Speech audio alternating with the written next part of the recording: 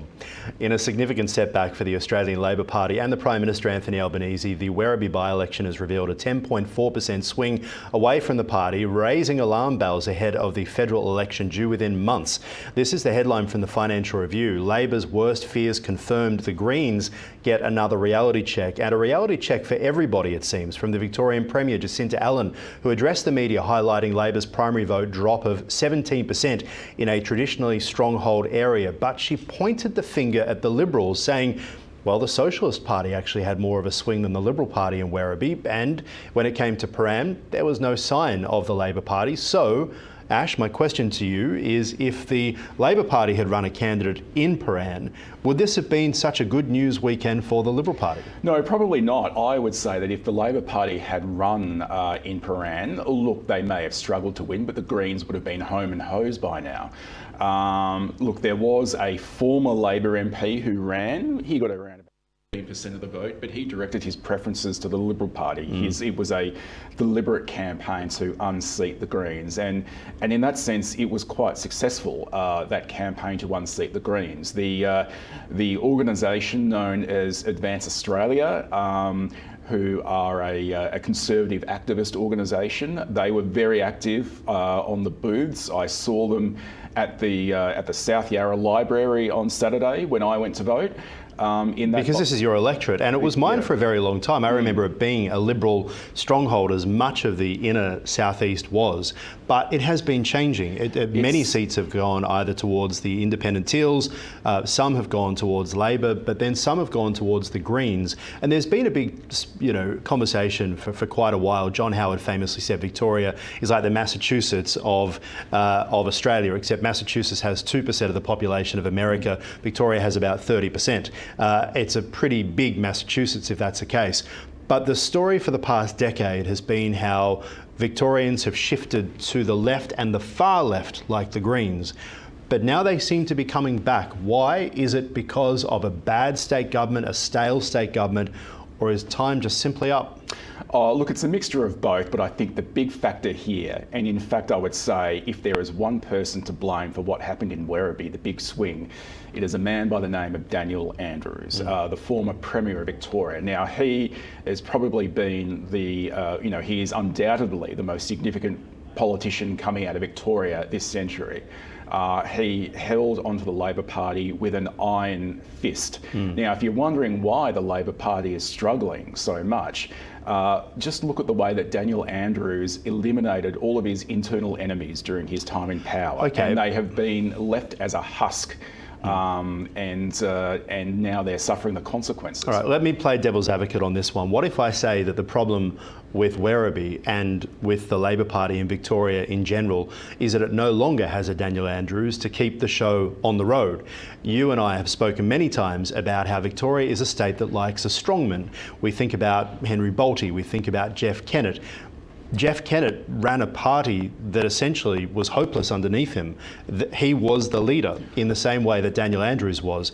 Is it the case in this state that when the strong leader gets out of the way, the monkeys run the, what do they run? It's not the asylum, that's the inmates. The monkeys run something, and that's what we got. Yeah, I can't quite put my finger on that analogy, but I totally agree. After Dan Andrews left, the whole show fell apart, and that's what's happening. There was a lot of anger, and if you think about how the Labor Party won the state election after one of the world's longest lockdowns, it felt a bit like Stockholm syndrome.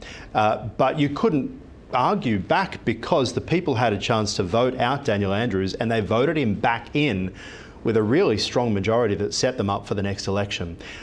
What chance is there for the Victorian coalition to actually defeat Labor at the election at the end of next year?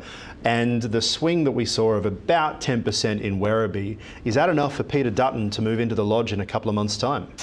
Look, you would have to say that this is, it's been a relatively good weekend for the Liberal Party, but it's not been a massive win in the sense that a lot of that primary vote that fell away from Labor did not transfer over. So there's a lot more work to be done there. the Liberal Party in Victoria has just got a new leader. So look, I've got to say, you know, early signs are pretty good for him in terms of what happened over the weekend. He looked and sounded great, I have to say, compared to what we've seen in the past, where the Liberals of Victoria have this unbelievable ability to put their foot in it just at the perfect time.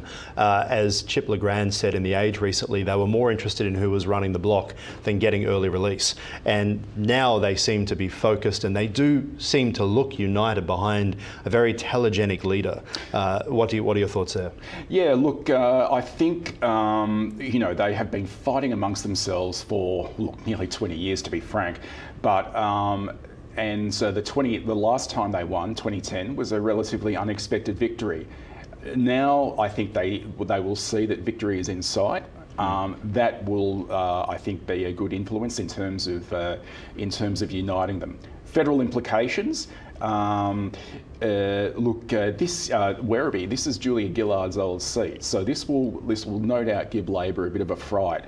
Whether there's going to be a 10% swing against Labor at in Victoria at a federal election or a state, that's a big ask. You know, remember, we are talking about, as you said, the Massachusetts of Australia. All right, one thing that hasn't really been touched on, but you and I have spoken about it in the past, is the fact that Melbourne's west, just like Sydney's west, has a large Muslim population.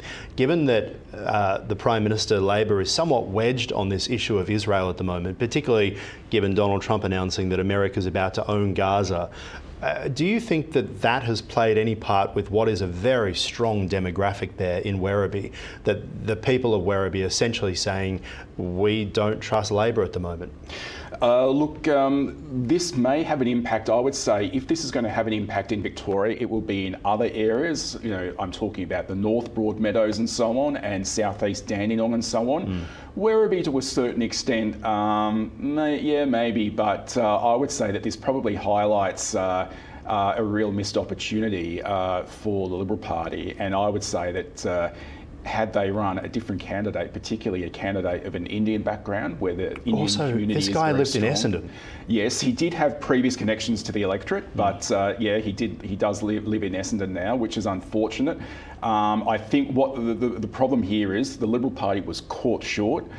They were not prepared for this, and they didn't have time to do proper due diligence checks amongst other candidates, and we know how that has got them into problems in the past. Hello, Jeff Shaw, if you're watching and still playing the bagpipes there at Frankston RSL. Yeah, exactly. Who remembers Jeff Shaw? I do, because he took over my life for about 4 years, same as yours. All right, let's move